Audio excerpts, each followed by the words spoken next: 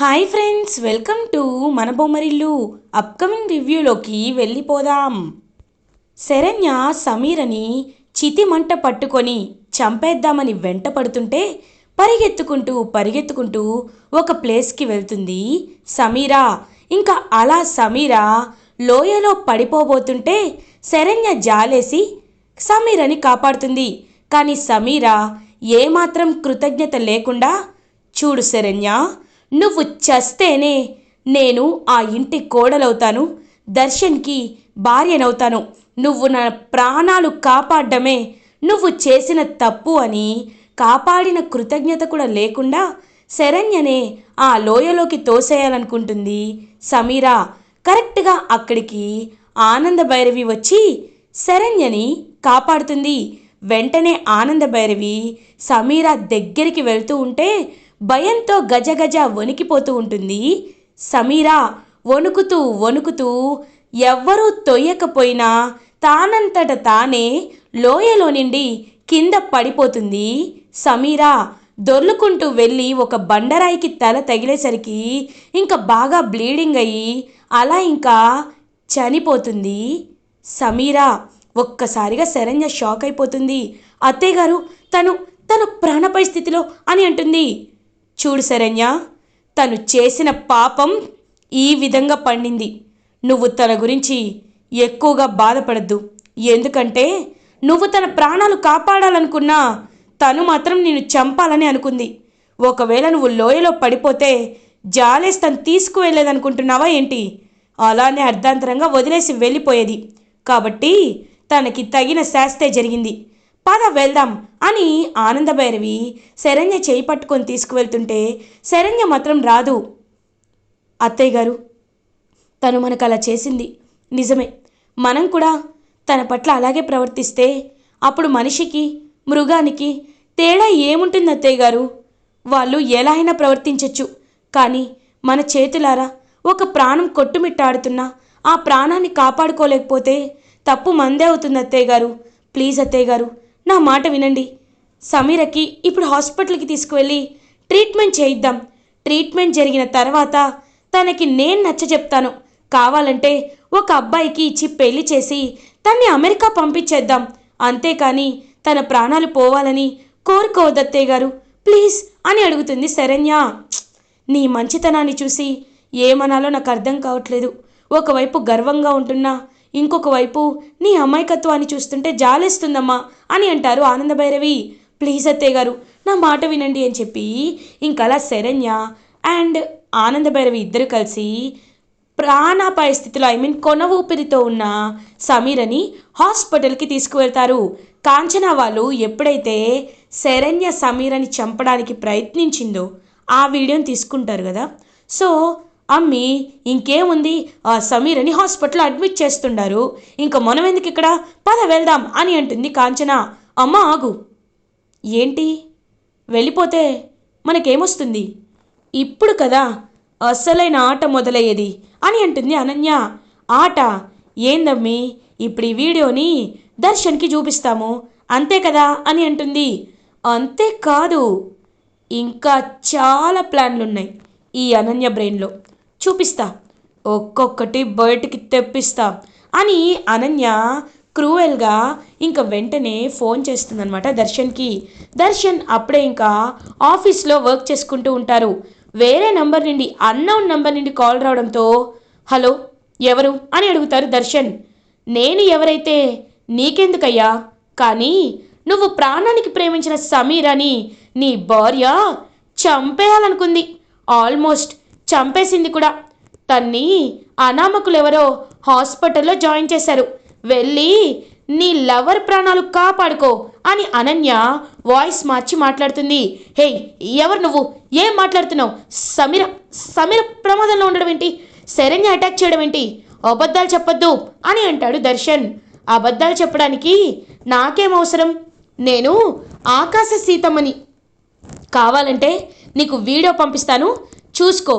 తన్ని ఈ హాస్పిటల్లో జాయిన్ చేశారు, వెళ్ళి నీకు దమ్ముంటే కాపాడుకో అని వీడియో సెండ్ చేస్తుంది.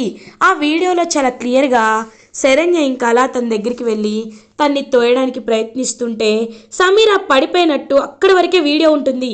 ఒక్కసారిగా దర్శన్ కోపంతో రగిలిపోతూ ఉంటాడు. ఒకవైపు బాధ, ఒకవైపు కోపం. శరణ్యనే కావాలని సమీరని చంపాలని ఫిక్స్ అయ్యింది అనే ఒక అపార్థం. ఇవన్నీ కలిపి నా సమీరని నేను ఎలా అయినా కాపాడుకోవాలి అని కారులో హుటాహుటిన బయలుదేరతాడనమాట దర్శన్. అప్పుడే ఒక రౌడీకి ఫోన్ చేస్తుంది అనన్య. నేను చెప్పినట్టు చెయ్యి, అర్థమైందా అని అంటుంది. తప్పకుండా అని ఆ రౌడీ ఇంకా ఒక వ్యాన్ తీసుకొని బయలుదేరతాడు దర్శన్ కార్ని ఫాలో అవుతూ. దర్శన్ ఇంకా చాలా బాధపడుతూ కళ్ళ నిండా కన్నీళ్ళతో డ్రైవ్ చేస్తూ ఉంటే అప్పుడే తన కార్తో కావాలని దర్శన్ కార్కి యాక్సిడెంట్ చెయ్యాలని ఒకడు చాలా స్పీడ్గా ఫోర్స్డ్గా ఎదురుగా వస్తూ ఉంటాడు. ఆ కార్ నుండి తప్పించుకోవడానికి పక్కకి టర్న్ అయ్యి దర్శన్ కార్ ఒక పెద్ద చెట్టుకి గుద్దుకుంటుంది. దర్శన్కి యాక్సిడెంట్ అవుతుంది. తన తలకి బలమైన గాయం తగులుతుంది. మెల్లమెల్లగా కొంచెం మాత్రమే కాన్షియస్నెస్ ఉంటుంది దర్శన్కి. అప్పుడే కరెక్ట్గా రౌడీ కావాలనే దర్శన్కి వినపడేలా మాట్లాడుతూ ఉంటాడు. హలో శరణ్య మేడం, మీరు చెప్పినట్టే ఇక్కడ దర్శన్ గారికి యాక్సిడెంట్ చేయించాను. అక్కడ సమీర ప్రాణాలకు కూడా ప్రమాదం తెప్పించాను. కాబట్టి మీరింకా ఎలాంటి డోకా పెట్టుకోవద్దు మేడం. మీకు వచ్చే ఆస్తిలో నాకు 5-10 లక్షలు ఇస్తే చాలు మేడం అని అక్కడి నుండి వెళ్ళిపోతాడు రౌడీ. దర్శన్కి ఇదంతా కాన్షియస్లో మెమరైజ్ అయిపోతూ ఉంటుంది. ఇంకలా అలా స్పృహ కోల్పోయి కాన్షియస్ కోల్పోతాడు దర్శన్. ఇంకా అలా స్పృహ కోల్పోయిన దర్శన్ దగ్గరికి ఒక లేడీ నడుచుకుంటూ వస్తూ ఉంటుంది. తను అలా దర్శన్ వైపు చూస్తూ, దర్శన్, ఇప్పటి నుండి నీ కథ మలుపు తిరగబోతుంది అని దర్శన్ని అలా ఇంకా తీసుకువెళ్ళి హాస్పిటల్లో అడ్మిట్ చేస్తుంది ఆ అన్నోన్ లేడీ. ఇది ఇలా ఉండగా దర్శన్కి ట్రీట్మెంట్ చేస్తూ ఉంటారు డాక్టర్. ఇంకా దర్శన్కి సంబంధించిన బిలాంగింగ్స్లో ఫోన్లో ఆనందభైరవి ఫోన్ నెంబర్ ఉండేసరికి నర్స్ ఆనందభైరవికి కాల్ చేస్తారు. హలో మేడం, ఇక్కడ మీ అబ్బాయి దర్శన్కి యాక్సిడెంట్ అయింది, సో మీరు వెంటనే ఈ హాస్పిటల్కి రావాలి అని అంటారు. ఒక్కసారిగా షాక్ అయిపోతుంది ఆనందభైరవి. ఏ హాస్పిటల్ అని అడుగుతుంది. హాస్పిటల్ పేరు చెప్పగానే ఒక్కసారిగా ఆనందభైరవి, మేము ఈ హాస్పిటల్లోనే ఉన్నాం, ఒక పేషెంట్ని అడ్మిట్ చేశాం అని అంటారు. అయితే మేము సెకండ్ ఫ్లోర్లో ఉన్నాం మేడం అని నర్స్ చెప్పడంతో ఇంకా వెంటనే శరణ్య అండ్ ఆనందభైరవి ఇద్దరు కలిసి హుటాహుటిన సమీరని అడ్మిట్ చేసిన హాస్పిటల్లోనే దర్శన్ కూడా అడ్మిట్ అయ్యాడు అని తెలుసుకొని ఇంకా దర్శన్ దగ్గరికి వెళ్తారు. దర్శన్కి ట్రీట్మెంట్ జరుగుతుంది. ఇంకా చాలా త్వరగా హాస్పిటల్కి తీసుకువచ్చారు కాబట్టి ఎక్కువగా బ్లీడింగ్ అవ్వలేదు. సో వెంటనే కోలుకుంటాడు దర్శన్. ఇంకలా దర్శన్ కళ్ళు తెరిచి చూసేసరికి అక్కడ ఆనందభైరవి పక్కన శరణ్య కనబడుతుంది. ఒక్కసారిగా చాలా ఇరిటేషన్ వస్తుంది దర్శన్కి. మొహం పక్కకు తిప్పుకుంటాడు. నాన్న దర్శన్, ఏం నాన్న ఇది? ఎప్పుడు నువ్వు చాలా జాగ్రత్తగా వెళ్తావు కదా, ఈసారి ఏమైందిరా అని అడుగుతుంది. ఏం లేదమ్మా, కొన్నిసార్లు ఇలాగే మనం అనుకోకుండానే మనకు కొన్ని గ్రహాలు కలిసి రావు అని శరణ్య వైపు చూస్తూ ఉంటాడు. ఏంటి, ఏమైంది ఇలా మాట్లాడుతున్నావు? సరే నాన్న, రా ఇంటికి వెళ్దాం అని చెప్పి ఇంకా ఆనందభైరవి శరణ్య ఇద్దరూ చేయి పట్టుకొని దర్శన్ని ఇంటికి తీసుకువెళ్తూ ఉంటే దర్శన్ శరణ్య చెయ్యిని గట్టిగా విదిలించుకుంటాడు. పాపం శరణ్యకి ఏమీ అర్థం కాదు. ఇంకలా సమీరకి సంబంధించిన వార్డ్ దగ్గరికి వస్తుంది శరణ్య. ఇంకా వెంటనే నర్స్తో తన్ని డిశ్చార్జ్ చేయండి అని చెప్పేసి వెళ్ళిపోతుంది. ఇంకలా అనన్య అండ్ కాంచన ఇద్దరు వచ్చి సమీరని డిశ్చార్జ్ చేసి ఇంటికి తీసుకువెళ్ళిపోతారు. ఇది ఇలా ఉండగా దర్శన్, ఆనందభైరవి, శరణ్య ఇంటికి రీచ్ అవుతారు. ఇంకా దర్శన్ వెంటనే చాలా కోపంగా తన రూమ్లోకి వెళ్ళి కొన్ని వస్తువులని తీసుకువస్తాడు. ఇంకా శరణ్య బ్యాగ్ని అండ్ డివోర్స్ పేపర్స్, తను దాచిపెట్టుకున్న డివోర్స్ పేపర్స్ని అన్నిటినీ తీసుకువచ్చి శరణ్య మీద పడేస్తూ ఉంటాడు దర్శన్. ఒక్కసారిగా ఆనందభైరవి షాక్ అయిపోతుంది. నాన్న దర్శన్, ఏం చేస్తున్నావు నాన్న అని అడుగుతుంది. అమ్మా, నీకు తెలీదమ్మా, ఈ శరణ్య మంచితనం ముసుగులో కడపడే రక్తం తాగే రాక్షసని నీకు తెలీదమ్మా. నీకొక విషయం తెలుసా? సమీర పాపం, తనకి క్యాన్సర్ అమ్మా. అలాంటి సమీర ప్రాణం తీయాలని చూసింది.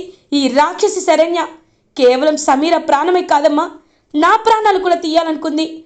నా నా చెవులతో విన్నాను. నన్ను చంపి, సమీరని చంపి ఆస్తి ఆస్తి కోసం ఇదంతా చేస్తుంది. అమ్మా, ఇలాంటి ఆడవాళ్ళకి ఇంట్లో ఉంచుకుంటే మనదే తప్పవుతుంది. ఇవాళ నాకు యాక్సిడెంట్ అయింది, రేపు నీకు, అన్నయ్య, పెద్దమ్మ, పెదనాన్న, నాన్న అందరినీ చంపేస్తుందమ్మా ఈ శరణ్య. కాబట్టి ఇప్పుడే విడాకులు ఇచ్చి ఈ దరిద్రాన్ని వదిలించుకోవాలనుకుంటున్నాను అని అంటాడు దర్శన్. దర్శన్ అని గట్టిగా చెయ్యెత్తుతుంది ఆనందభైరవి. వెంటనే ఆగిపోతుంది. ఛ, ఏంటి దర్శన్, ఏమైంది నీకు? ఎందుకు ఇలా మాట్లాడుతున్నావు? నీ దగ్గర ఏం సాక్ష్యం ఉందని ఇలా మాట్లాడుతున్నావు? శరణ్య మంచితనానికి పెట్టింది పేరు నాన్న. నీకు ఏం తెలిసిందో నాకు తెలియదు, కానీ శరణ్యని ఎప్పుడు నువ్వు అవమానించొద్దు అని అంటుంది ఆనందభైరవి. అమ్మా, నేను చెప్పేది నిజం. కావాలంటే ఈ వీడియో చూడు చూడు అని వీడియో చూపిస్తాడు దర్శన్. ఇంకలా శరణ్య సమీర దగ్గరికి వెళ్తూ సమీరని అందులో తోసేసేంత వరకే ఆ వీడియో ఉంటుంది. ఒక్కసారిగా ఆనందభైరవి ఆ వీడియో చూసిన తర్వాత జరిగిందంతా అర్థమవుతుంది ఆనందభైరవికి. ఇంకా వెంటనే దర్శన్ వైపు చూస్తుంది. కాబట్టేనమ్మా, ఇలాంటి వాళ్ళకి ఎంత దూరంగా ఉంటే అంత మంచిది. హే శరణ్య, ఇంకా ఏం చూస్తున్నావు? పో, బయటికి పో అని గెంటేస్తూ ఉంటే దర్శన్, సమీరకి క్యాన్సర్ అని నువ్వు నమ్ముతున్నావు కదా, సరే రా, నిన్ను సమీర ఇంటికే తీసుకువెళ్తాను, నిజాలేంటో అక్కడే తెలుసుకుందు అని చెప్పి ఇంకా వెంటనే దర్శన్ చేపట్టుకొని సమీర ఇంటికి తీసుకువెళ్తుంది ఆనందభైరవి. ఇది ఇలా ఉండగా కాంచన ఫ్రూట్స్ కట్ చేసి సమీరకి ఇస్తూ ఉంటుంది. సమీర హ్యాపీగా తింటూ ఉంటుంది. ఏంటి, ఈ అమ్మికి యాక్సిడెంట్ అయిందని కూడా బాధ లేకుండా ఫ్రూట్స్ తింటూనే ఉంది అని మనసులో అనుకుంటుంది. ఆంటీ, నన్ను కాపాడేశారు కదా వాళ్ళు, ఇంకేం చెప్పండి. అయినా ఇప్పుడు ఈ పాటికి శరణ్యని ఇంట్లో నుండి బయటకు పంపించి రోడ్డు మీదకి లాగేసి ఉంటాడు దర్శన్, నాకు తెలుసు కదా అని అంటుంది. అప్పుడే కార్ సౌండ్ వినపడేసరికి ఆనందభైరవి దర్శన్ వస్తూ ఉండడంతో వెంటనే కాంచన అనన్య ఇద్దరు వెళ్ళి దాక్కుంటారు. ఆనందభైరవి సమీర దగ్గరికి వస్తుంది. శరణ్య దర్శన్ కూడా అలా చూస్తూ ఉంటారు. నాన్న దర్శన్, దీనికి క్యాన్సర్ అని నువ్వు నమ్ముతున్నావు కదా, ఏయ్ చెప్పవే అని అంటుంది ఆనందభైరవి. అయ్యో వద్దంటీ, వద్దు, మీలాంటి పెద్దవాళ్ళతో కయ్యం పెట్టుకుంటే ఏమవుతుందో నాకు ఇప్పుడే అర్థమైంది. దర్శన్ని ప్రేమించాను, ప్రేమించడమే నేను చేసిన పాపం అయింది. కాబట్టి నేను దర్శన్ జోలికి రాను. నాకు బాగా బుద్ధొచ్చింది. నేను మిమ్మల్ని వదిలేసి వెళ్ళిపోతాను, దూరంగా వెళ్ళిపోతాను, నన్ను వదిలేయండి అని మళ్ళీ నాటకం స్టార్ట్ చేస్తుంది.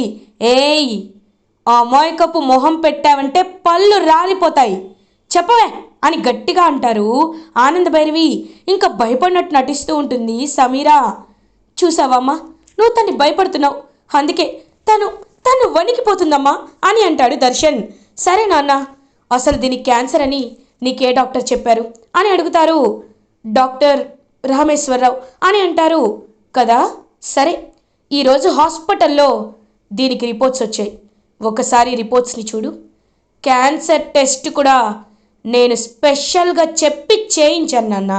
నువ్వు జాయిన్ అయిన హాస్పిటలే, చూసి తెలుసుకో. క్యాన్సర్ ఉన్నట్టు పాజిటివ్ రిపోర్ట్ వచ్చిందా, నెగిటివ్ రిపోర్ట్ వచ్చిందా చూడు నాన్న అని ఫైల్ చేతికిస్తుంది సమీర. ఫైల్ని ఆనందభైరవి ఒక్కసారిగా షాక్ అయిపోతుంది. ఇంకా వెంటనే సమీర అలా ఇంకా చూసేసరికి నెగిటివ్ రిపోర్ట్ వస్తుంది. ఒక్కసారిగా షాక్ అయిపోతుంది సమీర. ఇప్పటికైనా అర్థం చేసుకోనన్నా, ఇది నిన్ను ఎంతలా మోసం చేస్తుందో అని అంటారు. అమ్మ ప్లీజ్, నువ్వు ఇలాంటివి చెయ్యొద్దు. ఇదిగో ఈ శరణ్యనే హాస్పిటల్ వాళ్ళకి డబ్బిచ్చి మేనేజ్ చేసిందేమో, ఎవరికి తెలుసు అని అంటాడు దర్శన్. అంటే ఇంత చెప్తున్నా నువ్వు నమ్మటం లేదా నాన్న? సరే, ఇంకా ఆఖరి ప్రయత్నంగా నిన్ను ఒకే ఒక ప్రశ్న అడుగుతాను. అసలు ఆ వీడియోలో నువ్వు ఏం చూసావో నాకు చూపించు. అయినా శరణ్య చేతిలో చితిమంటని పట్టుకొని ఎందుకు వెళ్తుంది? నీకు ఎప్పుడు సమీర కాల్ చేసింది? చనిపోయే ముందు కాల్ చేసిందా? అంటే కాల్ చేసిన ఒక 5 నిమిషాలకే తన్ని శ్మశానానికి తీసుకువెళ్ళిపోయారా?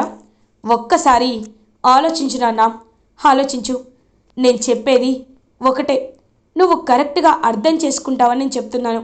ఇలాంటిదేదో జరుగుతుందని నాకు అర్థమయ్యే ఎప్పుడైతే మేము ఆ శ్మశానానికి కారులో బయలుదేరామో కార్ బయట స్పై క్యామ్ ఫిక్స్ చేశాను నాన్న.